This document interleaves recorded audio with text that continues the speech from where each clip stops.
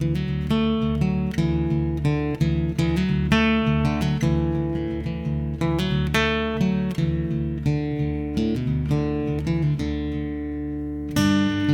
is The Storied Outdoors, a podcast somewhere between Lewis and Tolkien and Lewis and Clark, finding clarity in the stories we tell and the adventures that shape us.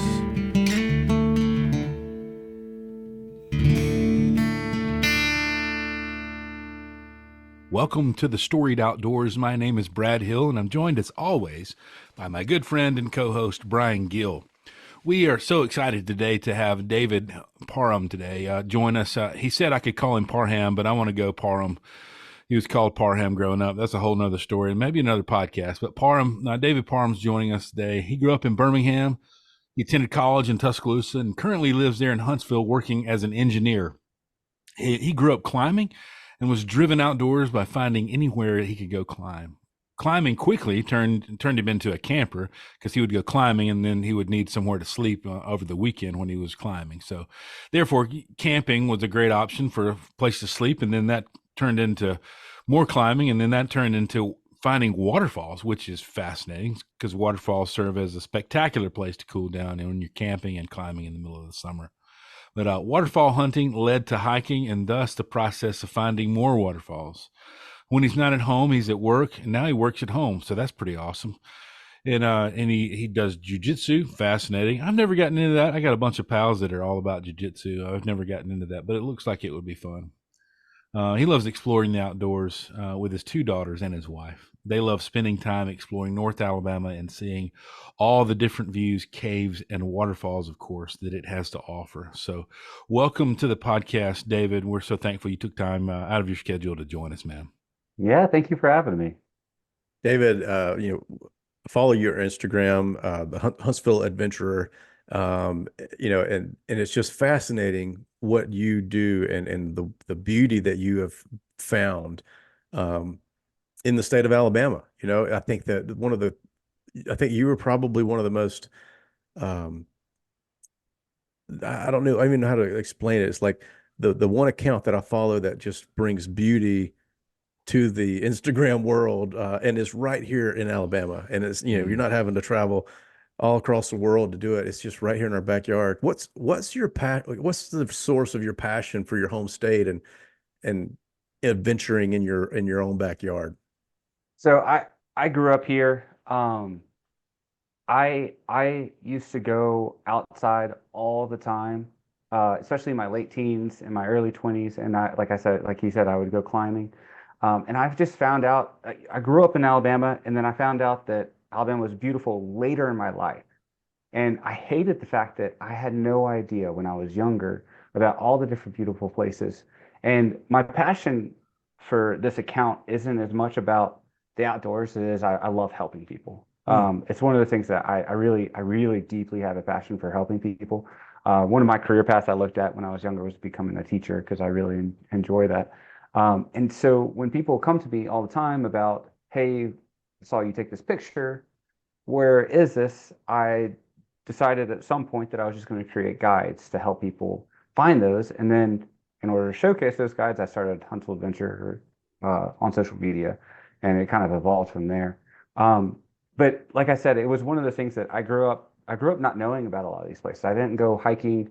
I did see Little River Falls when I was probably in middle school, high school time frame. But other than that, I had no idea that we had so much beautiful landscapes in Alabama.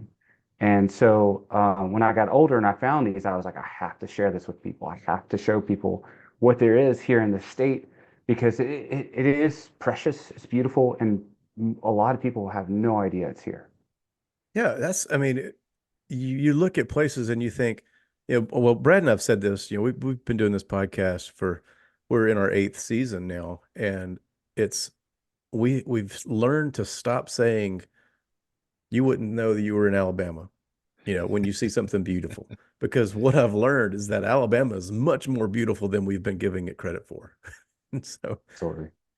what you said something about, you have this desire to help people. Where does that come from? I have no idea. I just always find myself in situations where I like to progress the people around me. Um, I really have no idea where that came from. Um, I can think of it, you talked about jujitsu. I can think about it all the time in jujitsu. I'm constantly helping others Hmm. with what they're learning. But I have no idea where that comes from. I haven't dove into that part of myself yet. So Very that's something I need to think about. nice. Well, I love that you like to help people because it's helped me see the state in a different way. Absolutely. Absolutely. Yeah, well, if there was a place worthy of diving into, I think that was probably one of them. That'd be an encouraging thing to find out why you like to help people, because it really Yeah. is encouraging. We early on, one of our early stories in the podcast is we sort of got derailed on a trip on the way to Tennessee to go fish, and we found ourselves staying at a family's camp house. We were on the way. Brian calls it a fish camp. And I had something in my head as to what a fish camp was, and what we drove up to was very different from the fish camp I had in my Yeah. head. It was a very nice home that's part of Brian's family there in Fort Payne.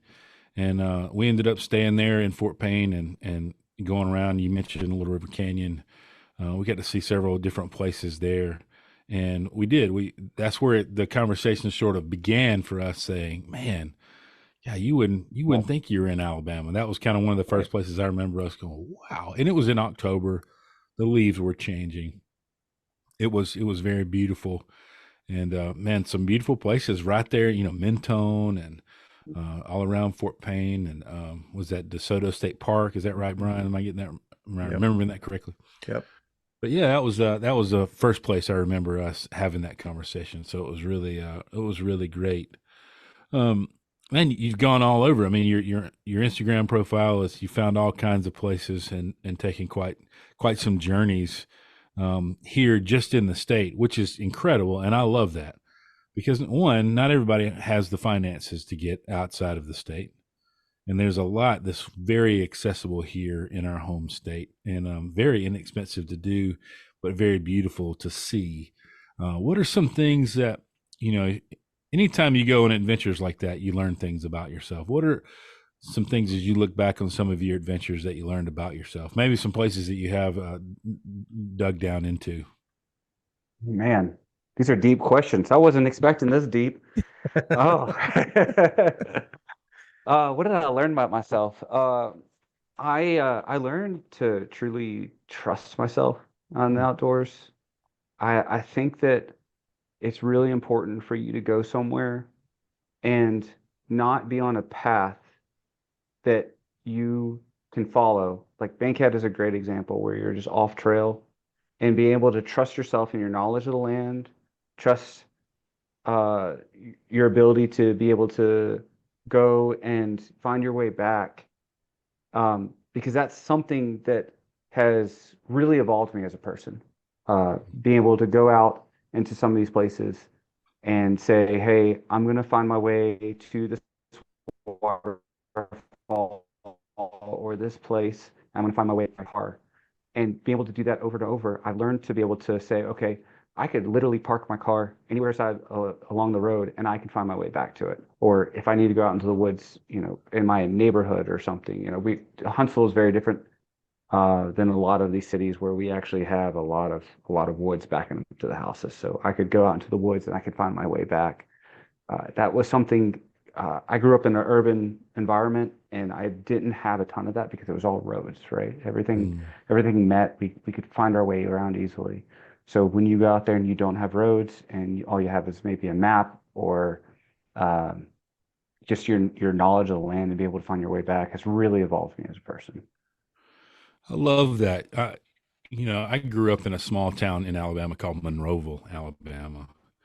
And so we spent a large part of our upbringing was, we're in the woods, in the hills and hollows of Monroe County, and, adventuring into the woods, building forts. I mean, there's a whole generation that has no idea what it means to go build a fort in the woods.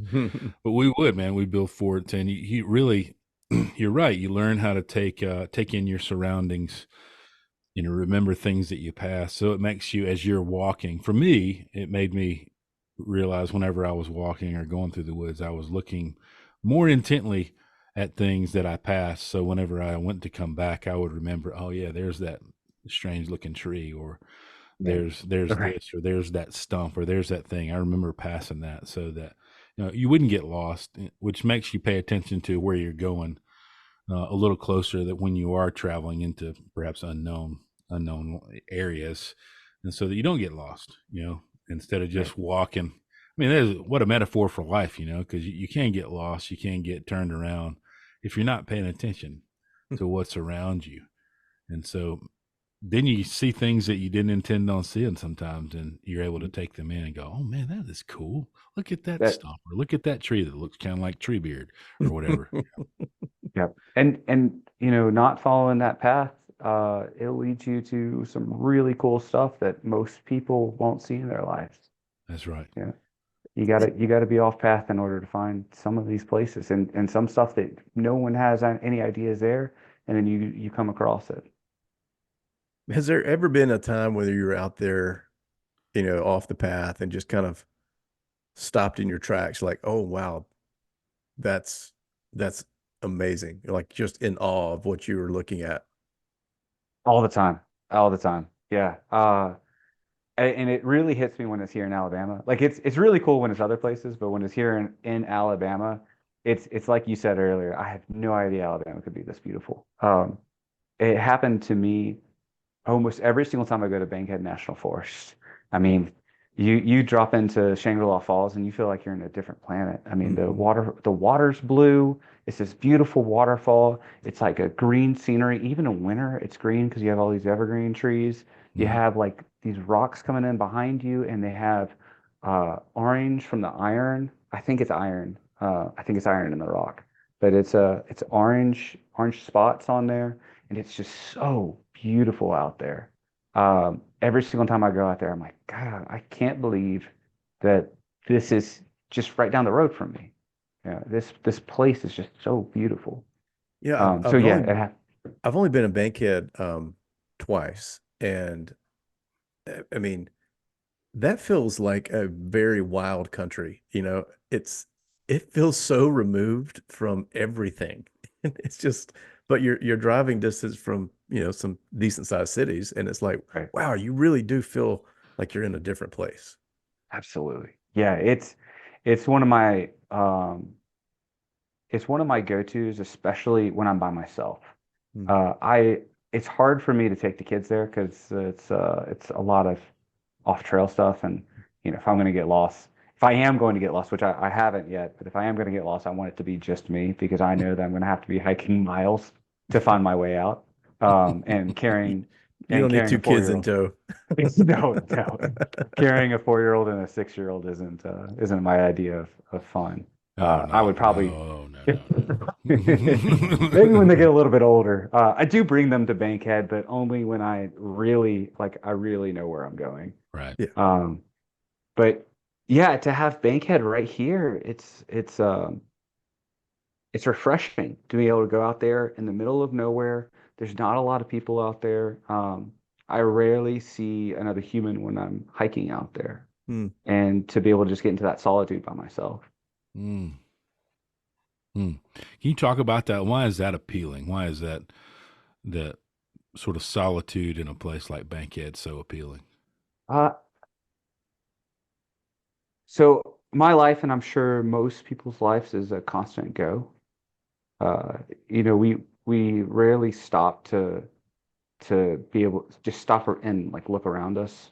Mm. And going out there where you have no cell phone signal, you have no way like no entertainment other than what's in front of you. It kind of forces you to appreciate what you're doing more. Hmm. And I think uh, that reconnection to like nature and to that that nothingness, like the ability to just do nothing, is super important for us. Because my life is I work 40 hours a week. I have 2 kids. I go to the gym. I do this on the side on Instagram and Facebook, and then I have a side business as well.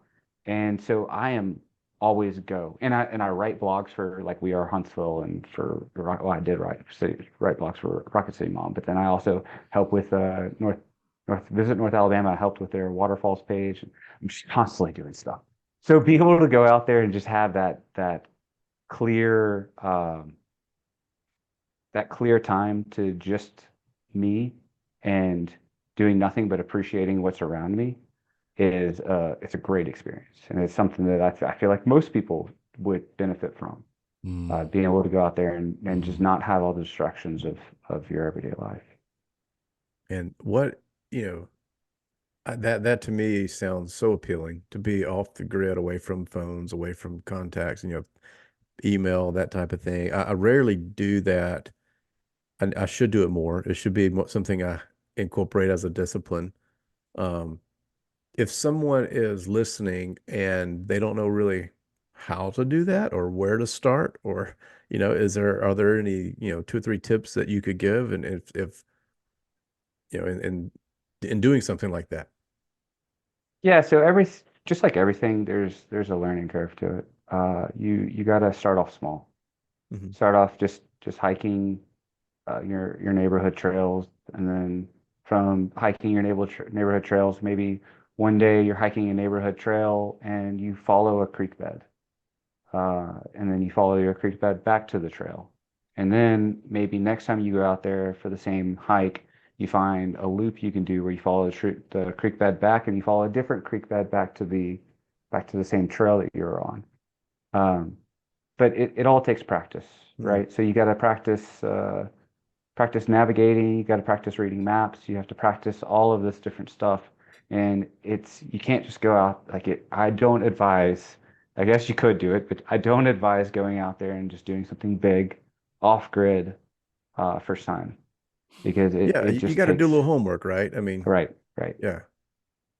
Mhm. So my advice is just to practice doing what your goal is, right? So if your goal is to go off grid where you can't rely on any technology, you have to rely on maps, compass, is to give it a try more um, in a more contained environment. Hmm. Yeah. That's a good word. Yeah, and a lot of times, like places like some of your stores. I know down here, this our episodes have been sponsored by a friend of ours, a friend of mine down here in Mobile that has a business called Redbeard's Outfitters. It's kind of like a little home-owned outfitter shop, and man, they do a great job. And they'll oftentimes they'll offer little weekly or weeknight classes. So they'll do a land nav. They've done a land nav class that a good friend of mine has taught. And so if you're interested in that, a lot of times places like an Alabama Outdoors or different organizations might do land navigation. Where you get like a basics on how to use a compass and how to use a map if you're really interested in it, which is really fascinating. Yeah, that's great. And I know that Wild Alabama, which is a nonprofit that in Bankhead and Talladega National Forest. So we're go to Red Beard if you're in South Alabama, but if you're in North Alabama, we don't have the option of Red Beard, but Wild Alabama is another great organization that'll teach you. That's great. Yeah, Man, we'll you put that. talk about being a waterfall hunter. Um, I love how all that transpires and sort of the need for being looking for a waterfall because you're hot from camping or climbing. And then obviously if you're climbing, you're in a place where the rocks are tall and waterfalls. So it makes sense how all those things come together. But can you describe, maybe the first time and the first waterfall that you sort of discovered and you didn't know was there, and what that was like for you, what that felt like?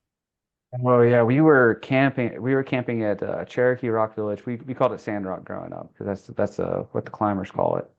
We were climbing out at Cherokee Rock Village, and we were told, hey, if you go down this highway over here, drive 20 minutes, take a left, you're going to come right across some waterfall. And I had no idea.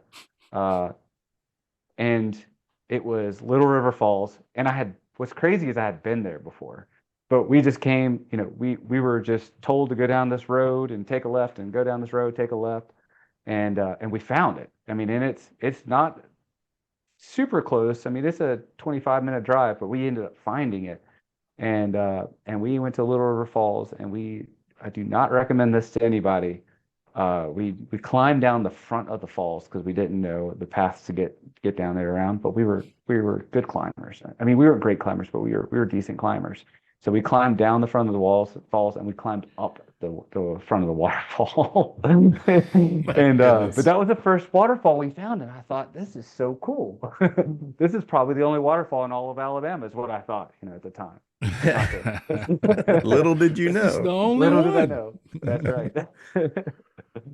Oh, that's Wow. awesome. I mean, just to be able to find that. Yeah, I don't know. That sounds like a great experience. Yeah, What and are this is back before GP. Well, I mean, GPS was available. We didn't have GPS. A little We were map quest.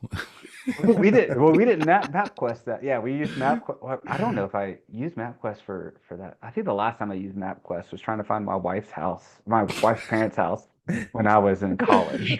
Oh, I got it printed out. I remember that mess. What a oh, that's so mess. funny. Well, I Gosh. had the screenshot on my iPod. I had an iPod Touch, and I had screenshots on my Oh, iPod Touch big because. timer. Big Oh timer. yeah, Oh, that's right. yeah, You're an engineer. That's right. There it is. that's Yeah, right.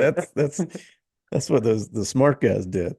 Yeah. Well, this is, before that, before the iPod Touches, we used the printed out versions of MapQuest in high Yeah. It school. would never fail. You'd print them out, and your printer would be running out of ink, and so like Oh the yeah. directions would get real sort of faint, So you're kind of living on a prayer. Plus, plus my parents who paid for all that ink, Look at Oh, that now. I'm like, man, what a waste of ink. I know. Yeah. Man, Oh man. you talk about waterfalls and you talk about Bankhead, one of your favorites. You know, do you have a top five? Do you have a top 10 favorite places in Alabama? Do you have some places that you keep finding yourself returning to for some reason? So I'll go with my top three. Oh, that's good. Um, Top three is Bankhead because, well, I mean, because I'm going to talk about areas. I can incorporate three. If you tell me specific locations, it's going to be like That's a long the list. list is going to. A You're right. long podcast. So Little River Part four of Canyon. our podcast. You guys thought you only had me for an hour. So Little River Canyon is absolutely one of them. hmm I love how untouched the land is. They have big waterfalls.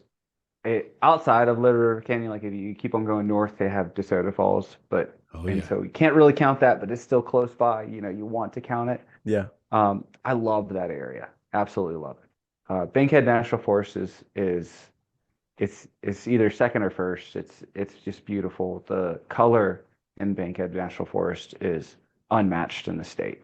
Mm. Um, it has some of the prettiest colors. I say that as I'm going to go into number three, but it has some of the prettiest colors, I think, in probably the entire United States. It's just beautiful there. The mix between like the blue water and the green and the orange from the rock, it's incredible. And then you have like the sinkholes in Jackson County. Hmm. The, so I so Pavers are really specific about they don't like you to call out names, so I won't name any specifically. hmm But the sinkholes in Jackson County are there's one that's 164 feet deep in Fackler, Alabama, and it is like you could set two school buses nose to nose, and it could lower all the way down. Oh my It's gosh. massive. It is a massive sinkhole, and it has these ferns that are growing on the sides the whole way down. Afterwards, I'll give you all the name where you can Google it and you'll see how just beautiful this sinkhole is. And I do have a ropes background. I climbed for 10 years. So I'm very good with the ropes. So I like to rappel into those. I do not like caving. Adventuring Light, Amanda, has been trying to get me to go caving with her for a while now, and I'm always like, are you gonna stick me in somewhere tight?" Like She's been on our podcast before, She and oh, tried to has she? convince us the she same tried thing, to, man. yeah. I was like, it ain't happening, sister. She It wanted us to ain't go happening. caving and herping, and I wasn't comfortable with either one. Yeah, I'll do the rappelling all day. I'm not afraid of heights, but you put me in tight spaces, and I freak out a good bit. That's I went. correct. That's correct, sir. I got an MRI one time, and I was like sitting there with my thumb over that Oh, button, if you don't give me music in that MRI machine, I will start having like heart palpitations. Just I gotta, yeah, I've even got to be able to hang my leg off of my bed if those covers get too heavy. That's exactly That's right. right. Oh That's right. man, I don't even Yeah, like zipping up my sleeping bag all the way. yeah. But she's a big caver. She loves trying to get everybody out of their comfort zone, trying to go caving, and I'm just like, oh, I don't know about Yeah, that. she was an awesome conversation. Yeah, She she really was she great. educated us. Yeah, Yeah. yeah. She's yeah. She tends to be. She's been educating a lot of people lately on Facebook. Yeah. Well, what was fascinating from that conversation and what you're talking about is just how many caves there are in North Yeah. Alabama. There are an astronomical amount of caves up there, and Jackson County, per square miles, I think is it's one of the top. It's one of the top ones. I've seen where it says it's the most, but I'm an engineer, so I did the math, and White County, Tennessee, it barely has more per square mile. wow, It was like, um, In the I country? don't remember what In the country?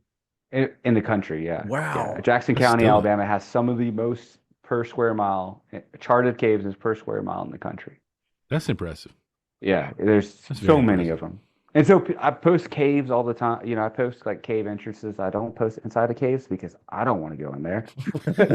We'll leave that up to Adventure in Light. Yeah, let somebody But else take a camera. that's right. Yeah, yeah. And her stuff is super entertaining. She squeezes all through all sorts. Like I get nervous watching her Me too. videos, Hands get sweaty. Yeah. knowing that she got out there just fine. I just I just watch it. I'm like, nah, that's not for me. Oof. But the Jackson County has so many caves, and every single time I post a picture of a cave, everyone wants to know. They're like, "This is awesome," but they don't realize that. I mean, I could be posting a cave a day for the rest of the year and never do another one. There's That's so many of them. incredible. Yeah, Yeah, for me, I live down in Mobile. On the very end, you go all the way down 65 till you run out of road, and that's where I live. It can't be any more South Alabama than where I live and spend a lot of my time.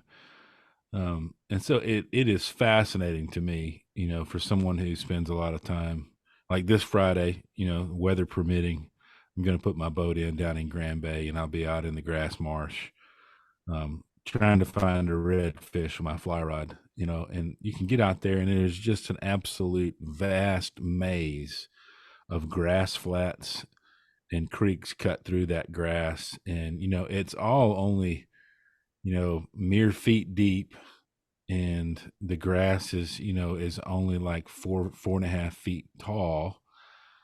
But if you're below that grass, you can't see, but right at the top of it, you can just see for what feels like, what is miles. Mm. We were just out here this past Saturday afternoon, the final Saturday of duck season, and we were out there in the grass flats, looking for ducks, and it's just incredible to see. And then to get in a vehicle, and you can drive north just a few hours, and now you're, you know, even back up to my house where I live in North Mobile County, the upper delta is completely different than the salt water and the grass flats.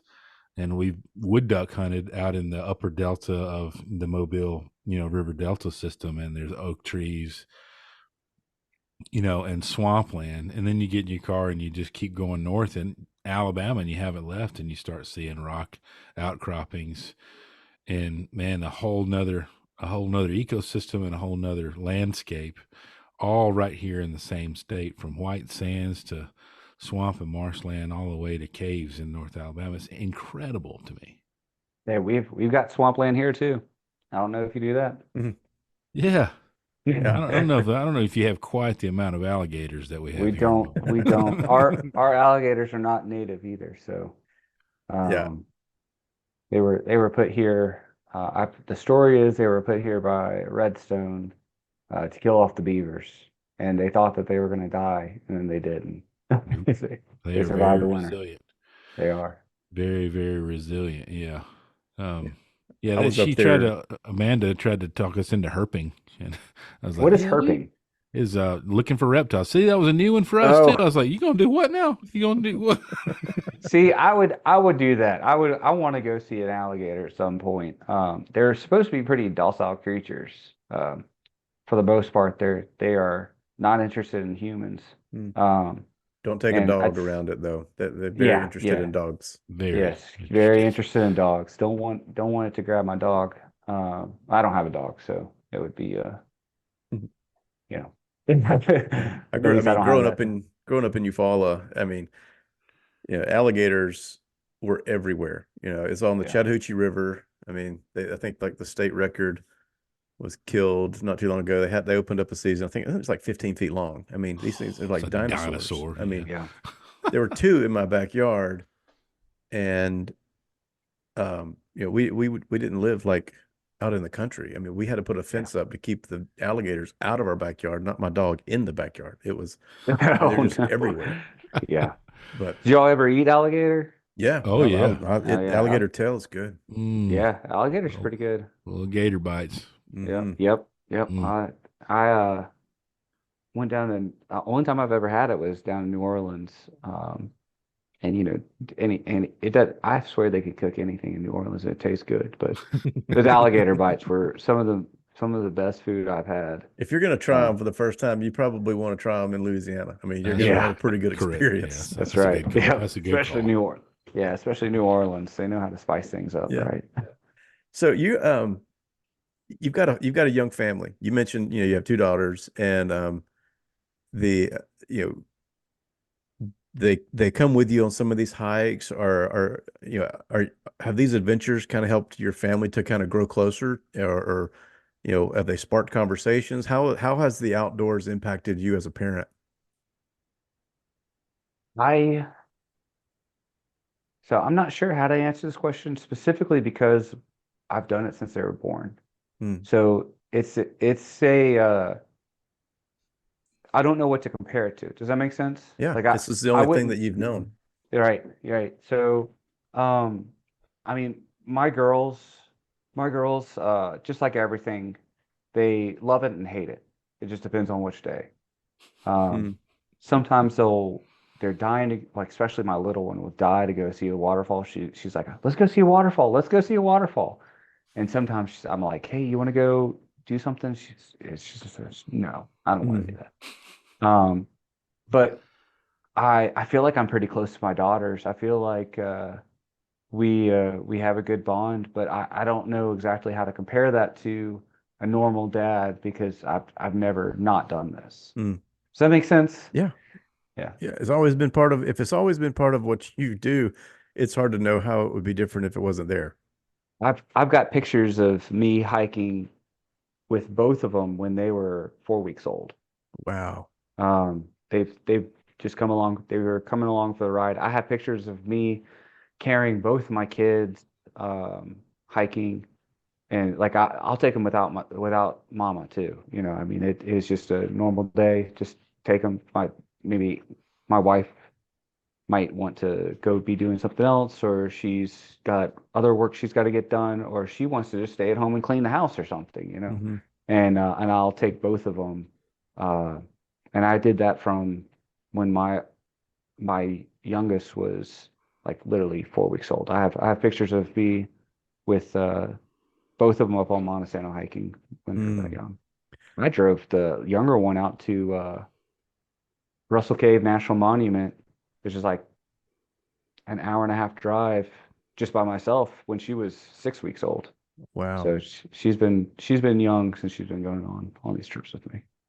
That's We went awesome. to um we went to Montesano not too long ago, actually, maybe about a month or so ago, a month or two ago, and I did the glamping up there. Yeah, yeah. Man, Timberline.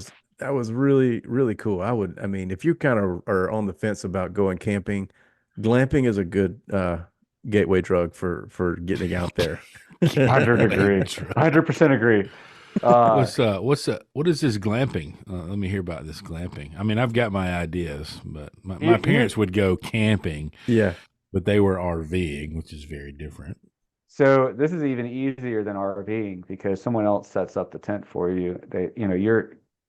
It's like going to a hotel in a tent, and the tent's massive, and It has there's double beds in it with mattresses and yeah, yep, Oh air boy. conditioning. Oh boy. air conditioning, heating. We went glamping at Timberline at Lake Gunnersville. Yeah. It's Timberline Glamping is the name of the company. They're the ones up on Montana that you probably I went to might as can well. talk Paige into that. I might can Hey, talk Yeah, Paige. I'm telling you, yeah, it's a game changer. I mean, when you come in and it's like 28 degrees outside and you come in and it's like 70 degrees in that tent, it's a game changer. And Absolutely. they got a little, Wow. they got a little mini fridge in there. Yep. A And six pack coffee of maker. soda in there. Yep. You got a coffee maker in there for the Oh morning. man, gotta have Yep. it. Gotta Yep. have it. I would probably bring my own. I'm bad about that. Like not too long ago, one of the things I did for a long time is I led worship, and my youth guy at my church asked me to lead worship for the youth retreat, which I hadn't done in a very long time, and so I felt like a really old guy because my daughter was there. Brian, you love that, right? Oh man, you are old. So man, it was very very odd sensation to lead worship for a youth retreat and your child be there, but. That's another story altogether. But I wasn't sure about the coffee situation, so I was like, you know what, I'm gonna take my own stuff. So I brought me some my hand grinder and coffee and my French press and my little pocket rocket with MSR stove. And I Oh, set it up nice. and made my own coffee. Because if you're not sure what the coffee situation is like, you got to take matters into your own hands. So Yeah, you don't ever want to That's, go into that coffee situation unprepared. no, no, no, no, you no, know, no. I didn't drink coffee when I was in high school, but I swear we had access to as much coffee in our church retreats as we wanted. Like Which I seems feel very like unwise, but well, I mean, hey, look, man, it was the early 2000s. You know, they just let us do stuff. Yeah. very different times. If Very, it very Very wasn't, different times. it wasn't a youth retreat or anything, if it didn't have like at least a case of Red Bulls, or not Red Oh Bulls, the yeah. Code Reds. Code Reds. Oh I was going to yeah. say, boy, they'd have been in serious trouble Yeah, if we'd we had didn't Red have Bulls Red back Bulls. then. We had No, Code we had Reds. Red Bull. I think Can we you had Red Bulls. Can you imagine, like, our generation, had we had Monsters and like Red Bull? We did. My generation, I grew up in high school with Monsters and Red Bull and Amp We had and Mountain Dew and Code Red. That's as close as me and Oh, Brian we got. had Live oh Wire. yeah, Remember that? Live Live. Wire? Oh yeah, Live I do Wire. That remember was one of my No, favorites. uh, Live Wire. Yeah, we had something called Red Wire, I think. Red Wire. That may have been the red version. The Live Wire was like the amped up like Mountain Dew or something like that. Okay, okay, this was something different. Yeah, And then this it all was was hopped, all hopped up on Mountain Dew. all amped up. Gonna come at you like a spider monkey. Oh man, good times, man. What I love that, that you've made that a lifestyle for you and your family, you and your daughters, girl dad getting outside and taking your daughters, outside. What are, what about for the parent that hasn't done that, David? What are a couple of things that parents you would recommend to parents? Say, hey, I want to get my kids outside and away from screens. Um, you, it's never easy. It is work. Go into it with a very flexible mindset. Mhm. Mm, You that's a have to good be word. you have to be flexible. If it's time to go, it's just time to go. If your kids are ready to go, you just need to get out of there. Uh, I would again, like everything, I would I would practice.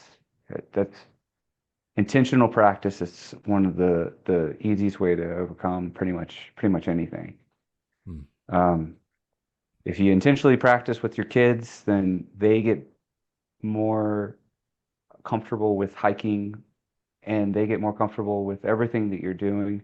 And the more comfortable they are, the easier it is for you. And then taking one out of my wife's book, which is always bring plenty of snacks. It's like, hey, Have a snack.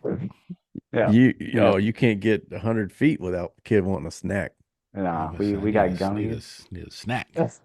We got those Mott's gummies Oh yeah. and Oh, I know exactly what those graham are. crackers. Yeah, yeah. My Well, floorboard has got a covering of those.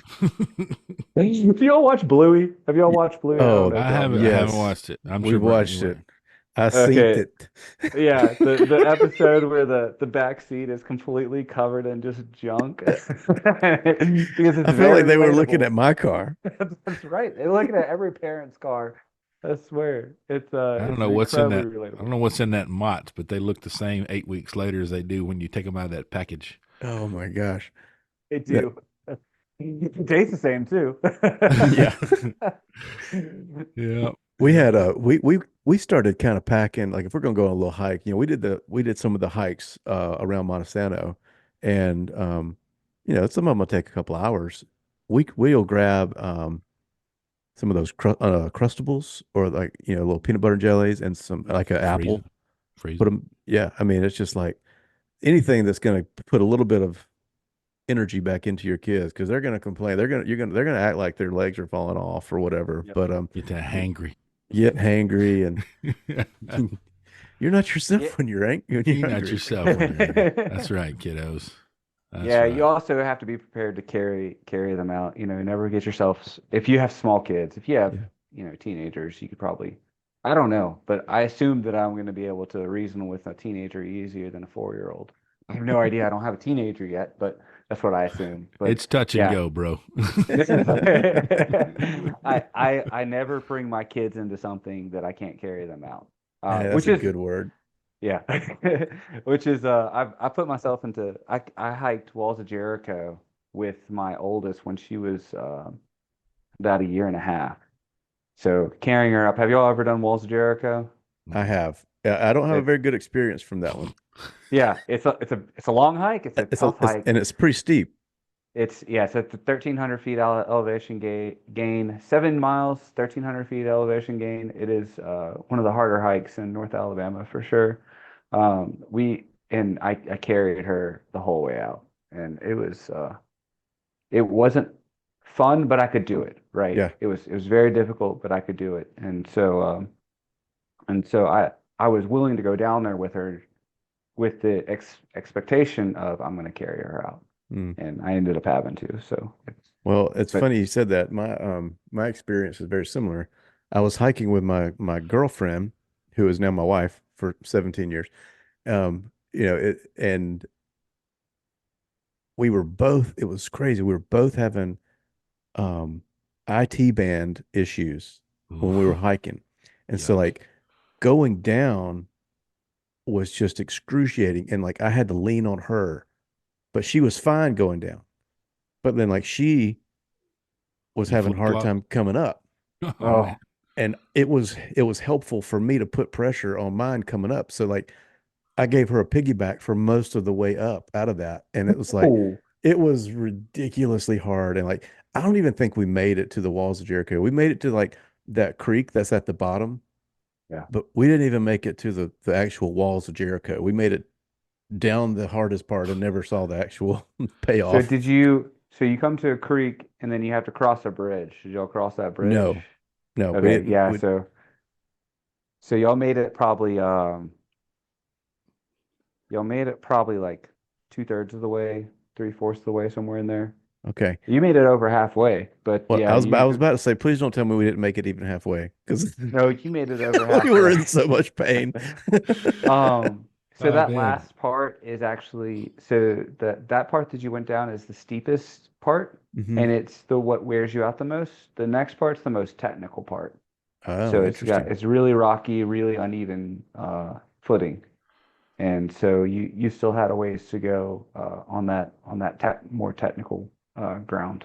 I'd like to give it another shot. I mean, I've You You learned. say, feel should. like feel like we need to redeem this trip, Brian. Yeah, You and Sarah need to redeem yourselves. I You agree. do. We've talked about that. I mean, I think And then I've write about learned. it. Then you should write about it. I'd like that. Yeah. A little Yeah, metaphor hey, for that'd be marriage. that'd be pretty good. I've learned a few Yeah. stretches along the way. How do you help Yeah. your IT band? You know, Yeah. I didn't know those 17, 18 years ago. Yeah, well, yeah, we didn't. Yeah, well, I didn't. Didn't need stretches as much when we were younger as we do now. That's a good point. These days, I have to stretch when I get out of the bed. We're making ourselves seem really old tonight. I feel old, and I'm younger than you guys, but I feel old myself. Of Wow. course, David, I put myself on. Go ahead. No, go ahead. What were you gonna say? I was gonna say, of course, I put myself on a mat with a whole bunch of 20-year-olds and roll around the ground with them just for fun. That's jujitsu, right? Right. Yeah. You're asking So, for it. so yeah, so I get my body just hurts all the time. Well, my son's gotten to the age where like I have to he's got to warn me before he punches me now, because like Oh, yeah. like he's got a lot of like power in those punches. Like I used to could just take it, whatever. It's like I'm like now you got to give me a little heads up before you start wailing on me. Yeah. Yeah. So Yeah. Yeah, absolutely. I have to do that with Liam. And we've relegated him now to the old shoulder. hmm, So yeah. every now and then he's not ready, and I'll tense up and lean into it a little bit. All his fingers will pop. I was about to say, I mean, he's gonna hurt his hand before he hurts your shoulder. Yeah, That's right. that's So David, good. what is all right, so we like to refer to this podcast as the digital campfire. Imagine we're sitting around swapping stories, got the crackle of the fire, the glow of the light.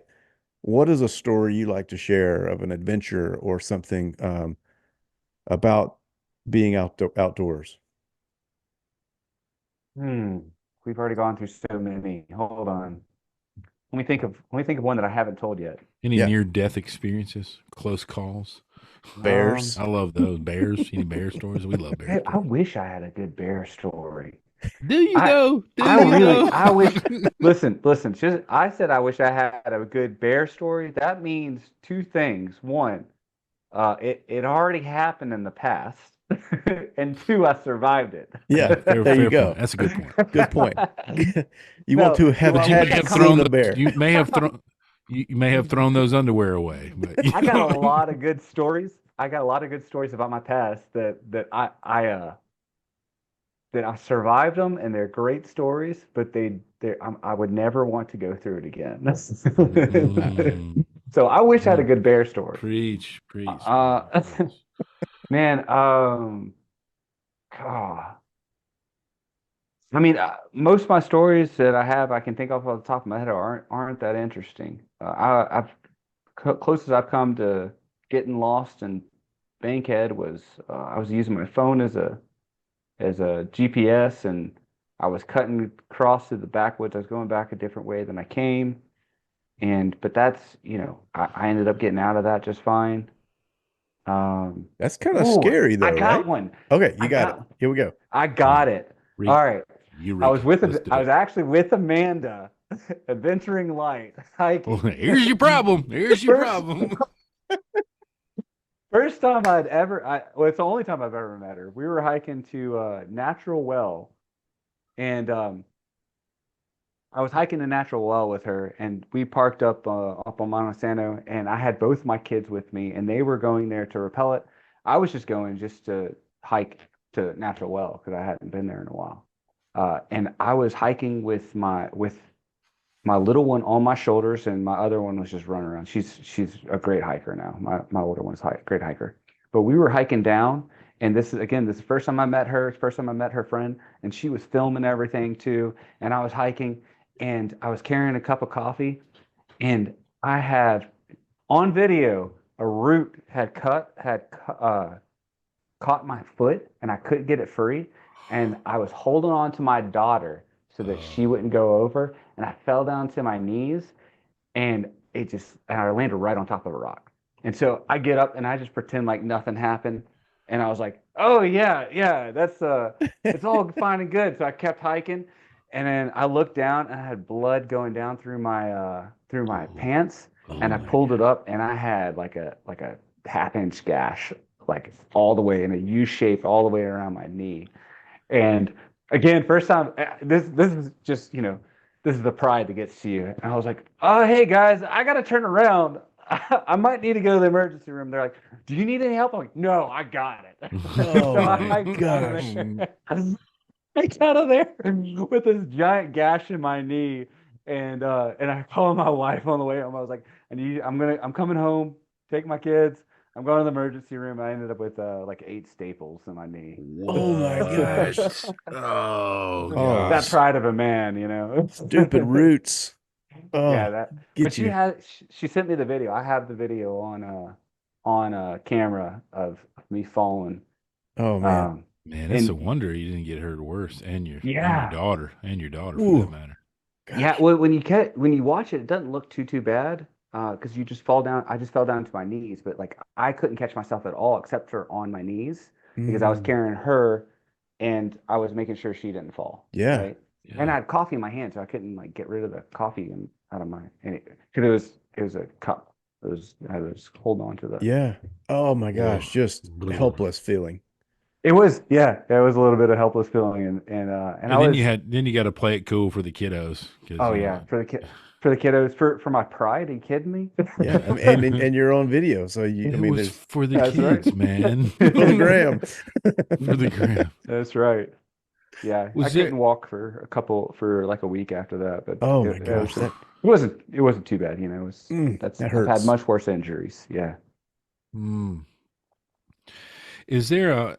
I want to circle back to something I wanted to ask. In your adventures in Alabama, is there a place that you had heard of but you'd never seen before that you went and found that like really like surprised you? Maybe because sometimes it's because your expectations are really low when you're going somewhere you've never been before, or they're really high. But is there a place in Alabama that really like genuinely surprised you at its grandeur? I'll tell you what, that happens to me all the time still. Mm, Um, Pisgah Gorge was one of those places that I went Mm, to. It really surprised me. Um, a lot of the waterfalls in Bankhead really surprised me when I got there. Uh, the sinkholes in Jackson County just are absolutely gorgeous. And every single time, like I remember walking up to that one I was talking about earlier, and just my jaw just dropping at how big it was because I was not expecting it to be that big. mm, And then when I rappelled into it, I literally was yelling out, "Wow!" just because of how beautiful it was the whole way down. I I mean, like that. you you talk about the in these sinkholes, because of the way the light hits from the sun, mm, it can only channel in one direction, right? So mm, you end up with these uh, ray of lights from Mm, direct sunlight. You end up with these ray of lights coming down into the caves. It's a light that looks like you can touch it. It is mm, absolutely astounding. Um, it's really, really it's just beautiful. And then they have these, like I said, that one has like the greenery all the way around it and has this giant waterfall coming down into the cave, into the sinkhole mm. too. It's so cool. that sounds like something just, Out of a movie, yeah. yeah, I mean, that It sounds is. Steven Spielberg wrote that. I mean, Yeah. Yeah. When you see pictures of it, you'll hope you'll understand somewhat of what Yeah, it's like to be there, but sure, it's so much prettier in person. sure. Brad, what do you always say? You can't find those things sitting on a couch. That's right. Yeah. Yeah, yeah. Out gonna find them on the couch. Yeah. That's great, man. Maybe a couple of things like how can we promote? You mentioned a couple of different organizations and things that you write for and a part of, but like whether it's Visit Alabama or whatever. What are some ways that we can promote and protect these natural areas that we love here in Alabama? So there's three major organizations that I know of in North Alabama. Um, One is Wild Alabama. They own land. They do a lot of cleanup, a lot of clearing in Bankhead National Forest and Talladega National Forest. The Land Trust of North Alabama has been an absolute saint to this area. They have been wonderful for uh, getting land, making trails, maintaining trails, Mm, developing parking lots. They have given so much to Huntsville and the surrounding areas. If you can support them, that's amazing. And then SCCI is the caving organization that owns a lot of these sinkholes that I've been talking about. Hmm. And they are not only good for cavers, they're also good for protecting the bat populations, which are endangered species. yeah. Um, there's a lot of issues around white nose syndrome for the gray bats here in North Alabama. Hmm. And And so they do a lot of good outside of just giving. They do recreation, but they also do preservation, which Oh, is I love that. awesome. Yeah. Yeah. Yeah, we want to make sure we highlight some of those organizations that are doing such great things. We'll put those on our show notes. Yeah, that's awesome. Yeah, because those are three organizations are there's also other land trusts. I don't know name. I can't name them off the top of my head. Um, but also, just simple as getting out and voting whenever we have something that comes up Mm. with, Wild Hmm. Alabama. I remember them being on the ballot um years ago, but Hmm. still every once in a while we'll have a something you can vote on. Showing up and voting on stuff like that's also helpful. Yeah, that's great. What is one of the last questions that we like to ask our guests is what's your next adventure? So what for you is your next adventure? Um, I I'm a really bad planner. So I have a few things in mind, and I don't know which one I'll do until the time comes up. And people ask me all the time if they can come hiking with me. My answer is, if you can figure out a time to go and invite me, I'll come with you. But I am terrible planning, so don't expect me to invite you because I don't know what I'm doing until day of almost. Um, Spur of the moment. Spur of the moment. Yeah. So I saw there's a new Instagram account that I've been following called Uncharted Alabama. Hmm. Oh, And they cool. started back in like August. And they've been posting waterfalls from Skyline, which is where Walter Jericho is. It's Yep. Skyline Wildlife Reservation. And I really want to go check out um, some of that area because I haven't spent a ton of time there. Um, there's also a few places I want to check out in Bankhead, and there's a few places I want to check out in Little River Canyon. So between those three, I don't know what I'll do next. I also want to go take a kayak up to Burgess Falls in Tennessee. Okay. I don't know if you've seen Burgess Falls, but it's like comes out to a point like this, and it has waterfall going Oh, down wow. all sides. And you can kayak up to the base of it. It's a huge waterfall. It's really, really pretty. But I want to go there. I want to go hike Virgin Falls again. I've got so many different things. I don't know what I'm going to do next, but I can tell you that I will find something. There's just so many different places I could go, and depending on what I have time to do and which kids I have will probably determine what I do next. Yeah.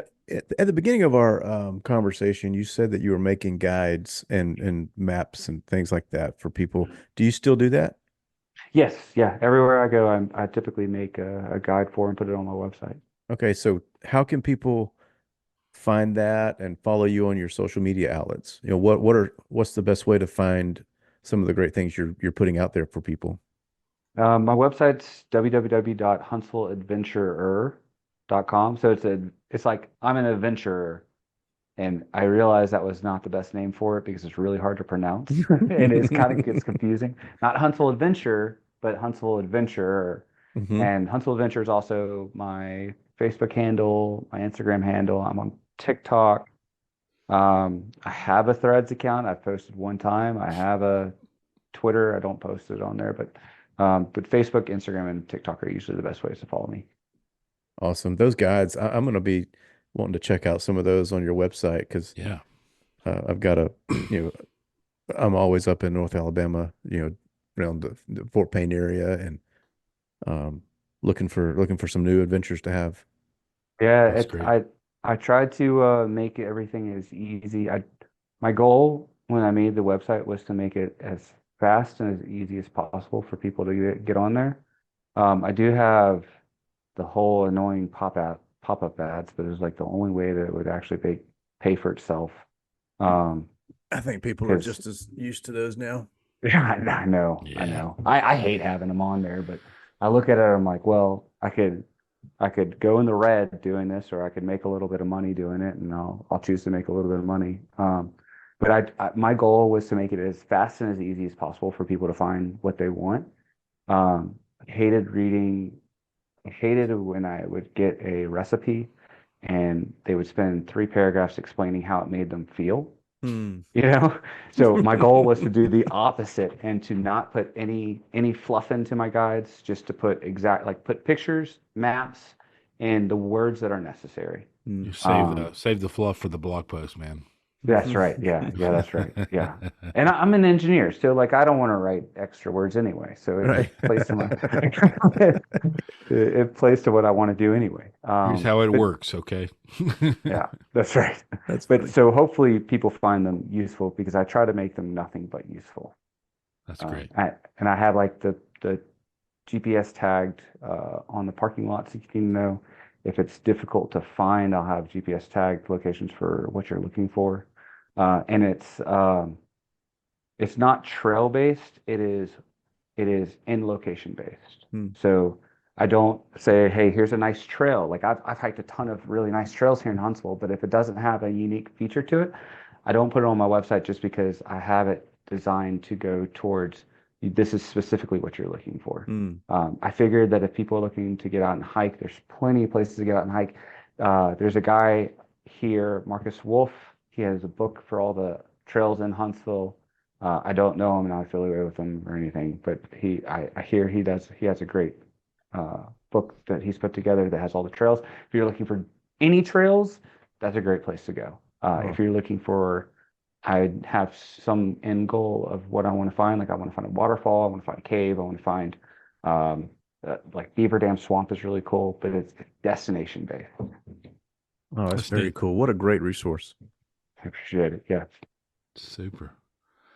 Now, what a fun conversation, David. We thank you so much for taking time out of your schedule to spend with us and share a little bit about what you're doing, and man, in the state that we all live and love. And we were talking, I think, a little bit before we started recording about how tonight over Zoom we span the state from Mobile to Birmingham all the way to Huntsville. So we span the state over on our digital campfire this evening. But man, I just really love what you're doing, and hope our goal in this whole podcast is for people to be challenged, to do things like what you're doing with your family, is to get out there, to share an adventure, to especially in our own backyard. I love that. It's right here, a short drive, and you can find adventure right here in the state of Alabama, in places that are beautiful. Right here in Alabama, the beautiful, and there's a reason it's called that. And so you're showing people how to find out why it's called that. And so we're thankful for that, and we hope this conversation inspires people to get out there, to find adventure, to write them down. We love it when people write them down, when people do blog, and when people share their adventures in the place that we love to call the storied outdoors. If you've enjoyed this podcast, please take some time to leave us a review, or better yet, share it with a friend. We hope these stories encourage you to write your own stories and share your own adventures in the storied outdoors.